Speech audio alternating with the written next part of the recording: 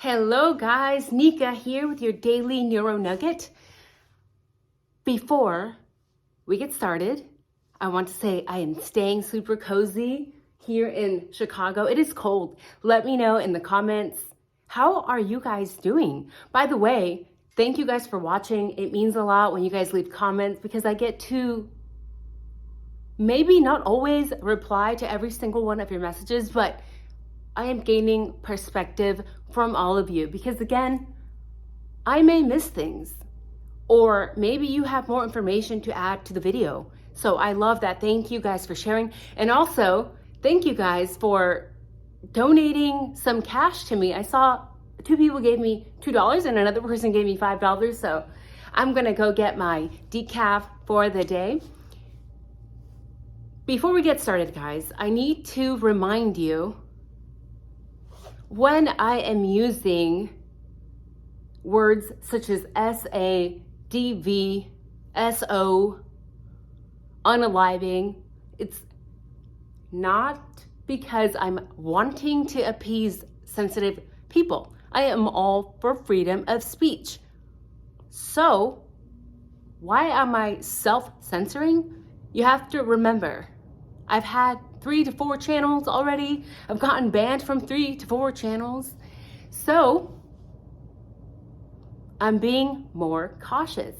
Yes, you can say some of those words, but there are so far almost 3,000 words that will lead the channel to be either demonetized or be suppressed. I'm not trying to get suppressed here. I don't want the algorithm to push my videos to the bottom of the barrel because I use certain words. At the end of the day, the reason I started this channel was to seek truth, seek justice, seek transparency, and to get all of these things that I just mentioned to a large majority of people. By me using those specific words, I am shrinking, willingly shrinking how many people view the video. Because again, algorithm suppresses some of these words, meaning video gets hidden. And we want to expand, we want to grow, we want to share. So keep that in mind. Also, thank you. There were like a dozen of you today who messaged me on Instagram saying, Nika, you have to update your description. And I went ahead and did that because apparently people were threatening or mentioning something about a lawsuit. So I went ahead and updated that because again, if that makes you guys happy, here we are. But at the end of the day, this is my channel. I will take your concerns, questions, comments into consideration. But if you are a very sensitive person, click off right now. This is your trigger warning. If you need a trigger warning, this is your time to leave. Okay, so we talk about crime here. Yes, it is my personal opinion. It is me speculating. I'm not just giving you cold, hard facts.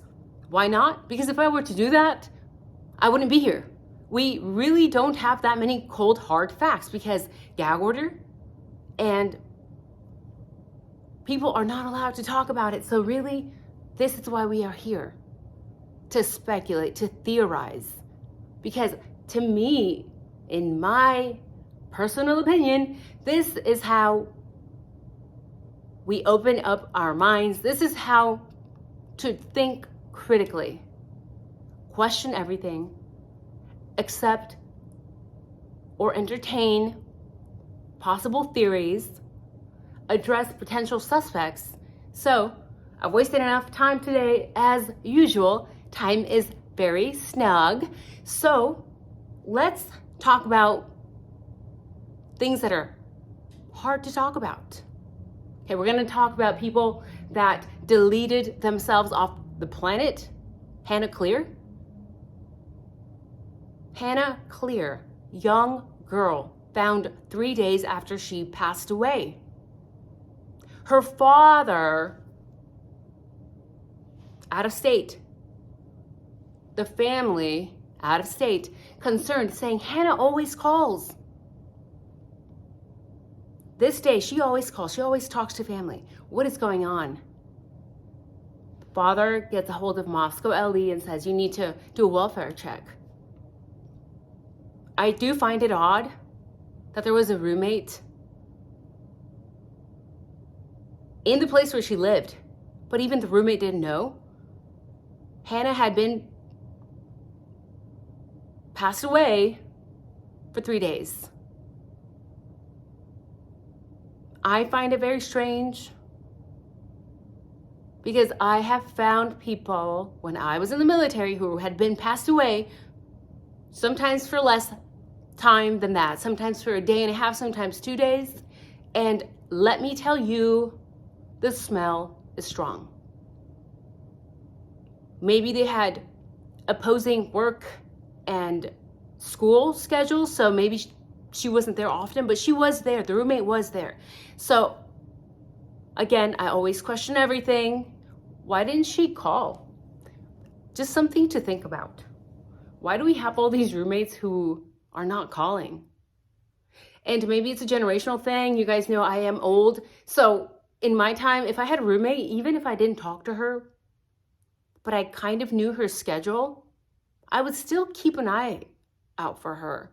And maybe that's just me. I've always been one to sort of like watch. I'm not like the grandmother of the group or the mother of the group, trying to make sure that my friends are being safe with their drinks or being safe with whoever they're going with. Or so just found that very strange. So they go look for Hannah. She's unalived, has been unalive for 3 days. They run toxicology reports. They say she OD'd on sleep meds. Now, the father has said that the 4 unalive students from the IDAHO4 did not unalive his daughter. But the rumor is that Maddie Mogen was a bully. The rumor is that they were roommates in the past. The rumor is that Maddie Mogen was a narcissist. Again, I understand this is not something that most people will talk about. This is not something comfortable for people to talk about. Because why? Because as soon as somebody mentions something negative about a victim of the IDAHO4 case, they immediately say, you're victim shaming. You can't say anything bad about the victims.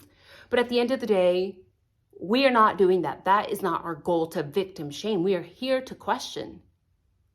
And nobody is perfect. Nobody is perfect. These young students, could they have been capable of bullying Hannah?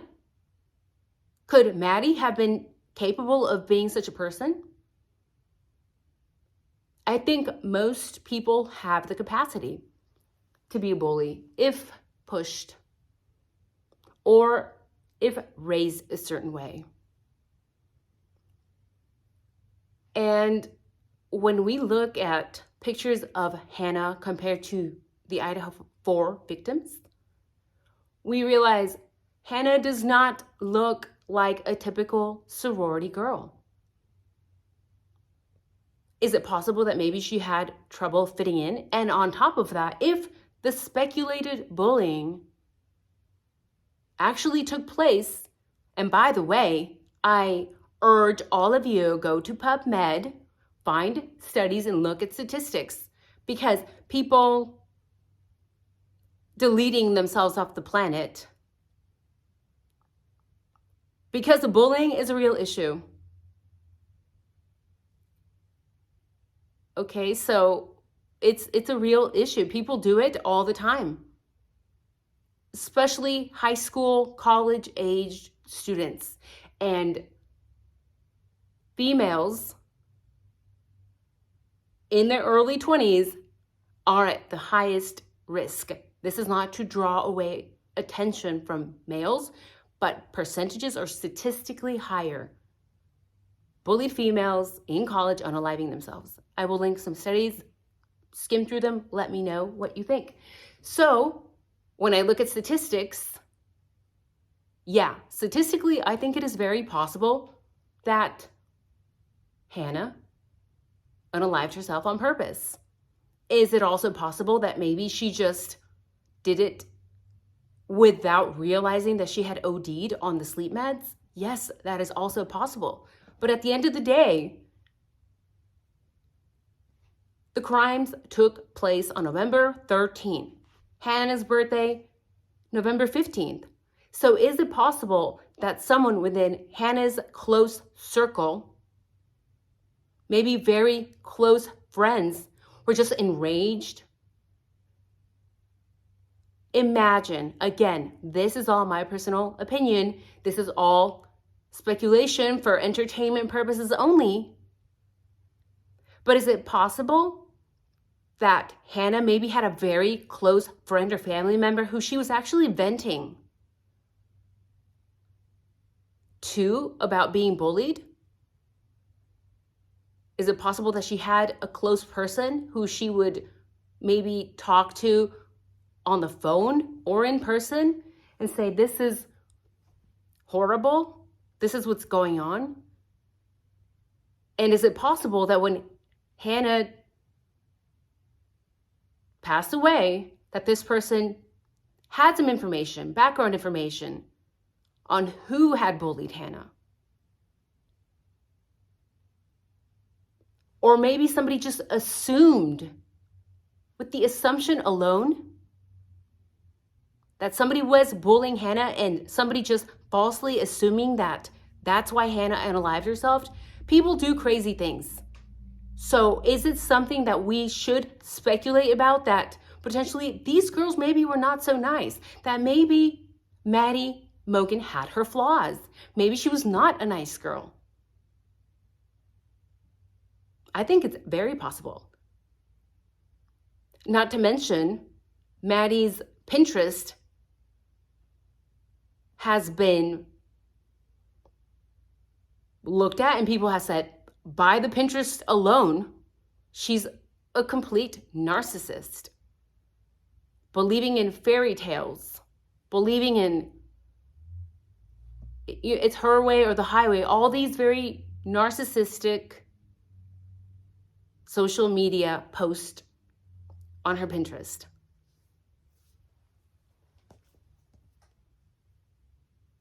I think it's possible. So, could it be revenge? Possible. Do people like me talking about this? No. Why? Because again, they immediately point the finger. You can't victim shame. And again, I'm not victim shaming. I'm just saying, is it possible? I think so. We need to question people. No one is perfect. Maddie probably had her flaws. And that's how I'm going to end this video, guys, because time is running out. I hope you guys have a wonderful day. Let me know in the comments, do you think that it's possible that Maddie or some of the other sorority girls potentially bullied Hannah? Or do you think that's just something else to distract us? Because at the end of the day, what if the real unaliver of the IDAHO4 case, or the people who were actually involved in the actual crime, are going online creating fake accounts, saying, hey, this is what happened, trying to derail us? There's so many possibilities. So I want to see you share your point of view, your perspective, your theories. Remember, this is for entertainment only. Don't come and harass me. Again, if you're a sensitive person, just don't come here. This is not your channel. For those of you who have followed me for a decade plus, several of you, well, maybe like 2-3%, you know that I do not alter my material to suit sensitive people. I alter my material so that it can get out to more people, but I'm not going to censor myself in theorizing, in speculating. We have the freedom to do that. So I really gotta go. Plus my leg is going numb. Scrubs, you guys take care. Have a wonderful night. And tomorrow is Thursday. Extra, very long day tomorrow. So I probably won't be on, but maybe I'll do a tiny short clip just for you guys. So take care. Remember to hydrate. And somebody gave me the tip to switch to decaf. So I am sticking to normal coffee in the morning, and then my second or third cup, I'll do decaf. So thanks for the tip. I forgot decaf existed. Here we go. Have a good night, guys.